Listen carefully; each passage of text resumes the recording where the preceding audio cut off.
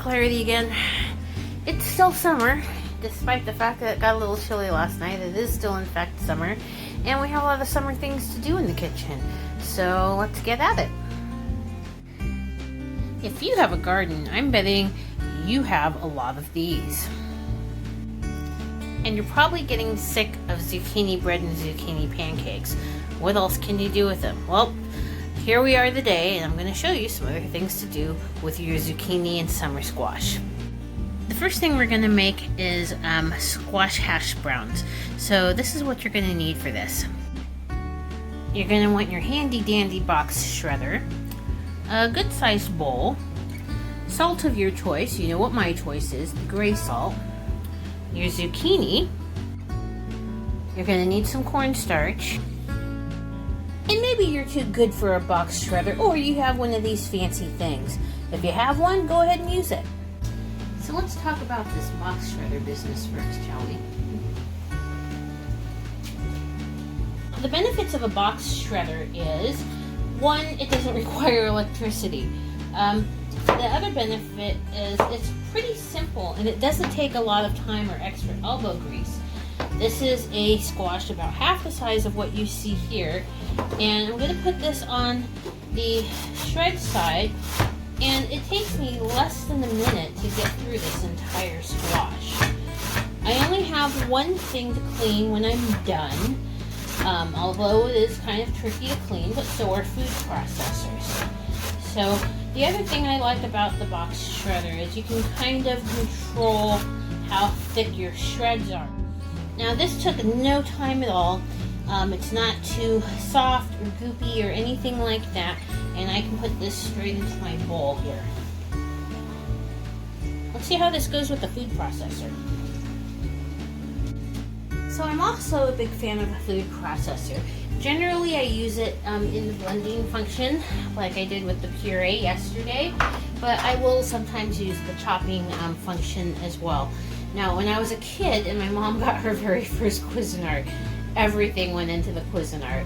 Onions, squash, tomatoes, it didn't matter. If it was going to be chopped, it was going to be chopped in the Cuisinart. I don't know that this was necessarily a good thing, because when you do chop in the Cuisinart, it tends to get a lot of the liquid out that you might want to actually keep in your vegetables. For something like this though, you know, squash are kind of starchy to begin with, and they hold up pretty well. I think this will be okay. Let's see how it goes. Okay, so I have our the chopping mechanism in there, and I'm gonna go ahead and put that in there with the plunger and see how it goes. Well, that was kind of quick. Let's see how long it takes to do all of it.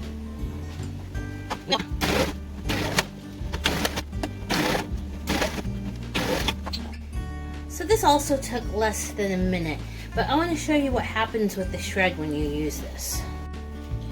So what happens is this comes into a much finer shred than I got with my box shredder. I'm going to go ahead and put that in there, but this is less likely to keep like in the fridge or anything like that. You would definitely want to use something like this right away and not store it. That's what we're going to do today, so I think it's going to be okay.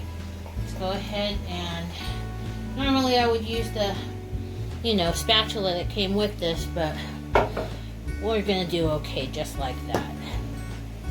So next what we're going to do is we're going to go ahead and just kind of mix this up a little bit just to make sure you get a nice equal ratio, or you know, mixed ratio of zucchini to summer squash, and I'm pretty happy with that right there.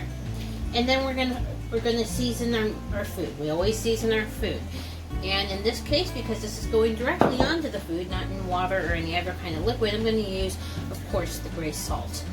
And this is, you know, 2 good sized pinches is what I'm putting on this. Maybe just a little bit more. And I'm just going to go ahead and mix this with my hand. Now you can do this with a spatula if you like. I tend to do a lot of cooking with my hands. In fact, I had a chef once that wouldn't let us use tongs on the meat on the grill, and we flipped it with our hands. That was real. Next thing we're going to do is put some ground pepper in there. I use a 3-color peppercorn in my grinder, and that seems to give it just the amount of kick that I like. If you want to, you can add other things in here, like garlic or onion powder or Montreal seasoning.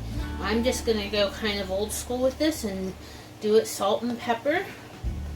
Now, one thing you want to be aware of is anytime you salt a vegetable, or meat for that matter, it's automatically going to start sucking the liquid out. So you do want to kind of work a little bit quickly with this and not let it like sit in your fridge or sit out for any amount of time.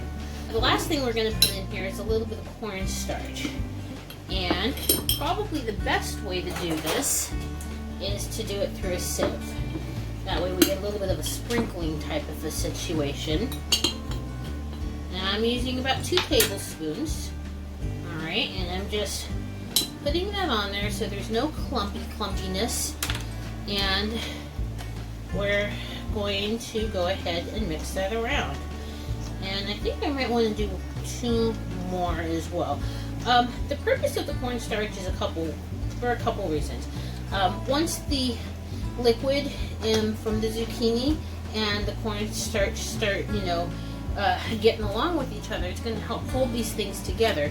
And then the other purpose of the cornstarch is going to be to help your hash browns turn brown.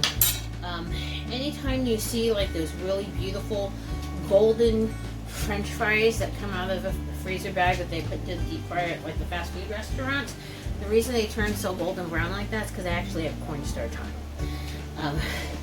So let's go ahead and do these up with cornstarch, and I think this is ready to go. So the first thing we're going to do to preserve these is cut up some parchment paper. Now, if you don't have parchment paper, wax paper will work. I don't recommend tin foil. So either parchment paper or wax paper is what you want to do.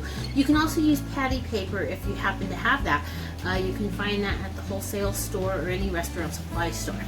So what we're going to do, one of the things great about the parchment paper I get is it has, I don't even know if you can see this, but it has, you can kind of see it, it has lines on there, so when you need to cut it, you have a guide. I'm using my paring knife, which is good and sharp. You can use any sharp knife you have, or scissors for that matter. And what I'm going to do is I'm just going to cut this into squares. And this is what we're going to put our hash brown mix on so we can freeze it. So I'm going to take care of this and then we'll come back. Okay, so I've cut all of my pieces of parchment paper and now I'm going to scoop. Measured scoops are your best friend in the kitchen, especially when you're doing stuff like this. This happens to be a 2-ounce scoop. I really need to buy a 3-ounce one. By the way, you can find these again at your local restaurant supply store or wholesale here in Saskatoon. So what you want to do next is go ahead and put a nice scoop on there. Since this is a 2, I'm going to actually put 4 ounces basically of our hash on there, and then I'm just basically going to use my fingers and I'm going to flatten this out. Okay, there we go. Easy squeezy, right? So, and then do it again. And hey, I want to show you, remember we talked about how the salt takes the water out? There it is. We've only been doing this for like 5 minutes and there's all the water. But that's good when it comes to these because we actually want these to be kind of dry.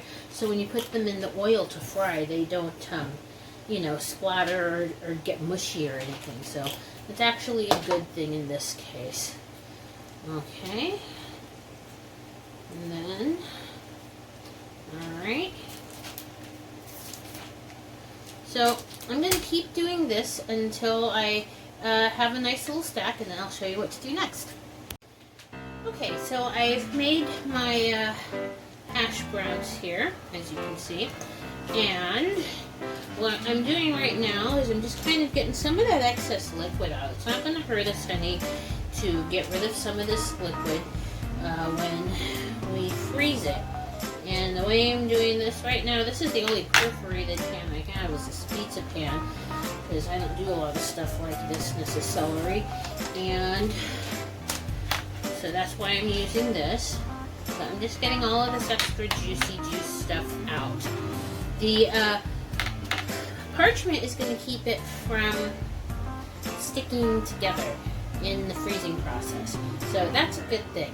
Now, if you wanted to be really attentive about it, you could put each flat one on a sheet pan and then stack the sheet pans so they're all flat when you freeze them, and then put them together in a vacuum seal bag.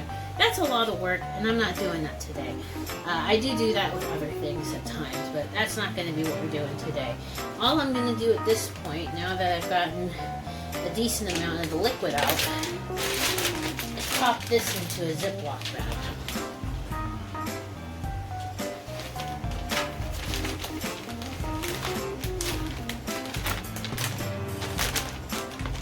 Alright. This doesn't have to go into a Ziploc bag. If you have a vacuum sealer, go ahead and vacuum seal it. However, if you're going to use a vacuum sealer, it might actually be better to freeze them flat first. The vacuum sealers, things frozen inside vacuum sealers tend to stick a lot more. So maybe, if you're going to go that route, then take the extra step to make sure they're all flat first. Alright, so I'm pretty happy with this situation. Next one I'm going to do, and what you should always do anytime you put something in any container, is label it. Clean up our little mess here. Clean up our bag. And here we go. One handy dandy Sharpie. So this is going to be squash hash browns.